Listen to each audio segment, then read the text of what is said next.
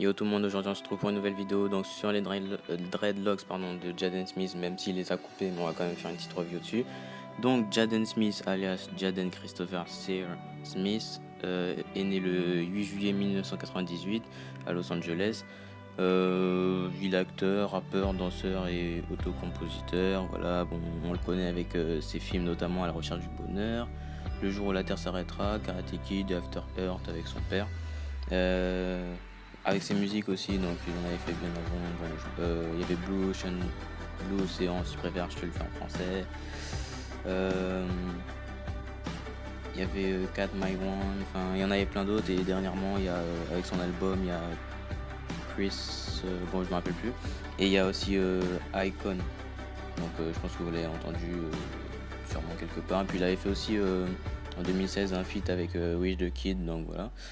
Donc bon, aujourd'hui on va commencer avec ses dreadlocks. Donc simplement, donc il a commencé à l'éponge. En fait, il a fait 3 étapes. Donc il a fait premièrement, il a fait à l'éponge, comme vous pouvez le voir là. Donc bon, il a les cheveux assez bouclés. Donc comme j'ai dit, la différence entre bouclé et peut-être ceux qui auront les cheveux crépus, bah forcément le départ ne sera pas forcément le même.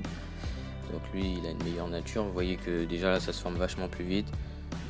Donc quand on fait à l'éponge, bon bien sûr on choisit pas sa taille, donc lui il a pas forcément fait de traçage, donc ça fait un peu voilà, ça prend la forme que ça doit prendre quoi. Donc là c'est une photo un petit peu après par la suite, donc voilà. L'éponge, je pense qu'il a commencé à l'éponge et puis ensuite peut-être un mois après, je pense qu'il a posé directement le crochet, mais en tout cas il a pas commencé au crochet, il a d'abord fait à l'éponge.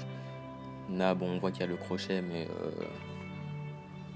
voilà quoi, ça reste toujours un départ en éponge et on voit qu'il n'y a aucun traçage, il y a aucune symétrie, donc forcément ça part un peu en couille un peu partout, ça fait des antennes.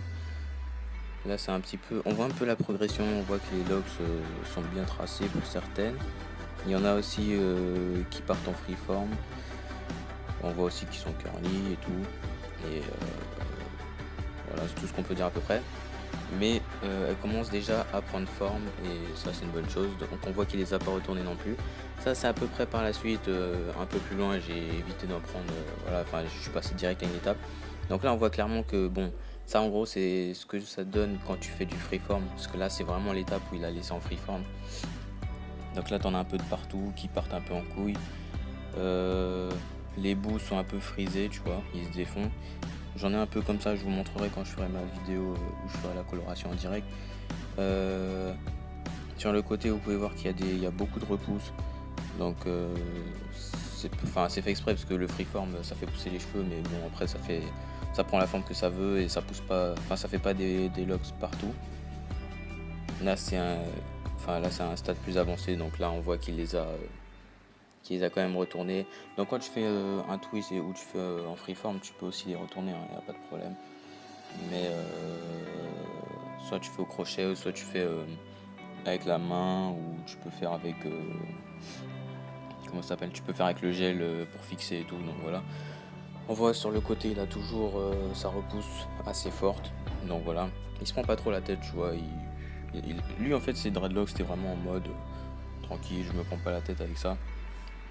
Donc voilà, là c'est vraiment le début du commencement du freeform. Là ça part vraiment en steak, genre là t'en as carrément en l'air, t'en as partout et il n'y a aucune forme, c'est à dire que comme vous pouvez voir il y en a des grosses comme il y en a des fines, et ça c'est vraiment la définition du freeform, ça prend la forme que ça doit prendre.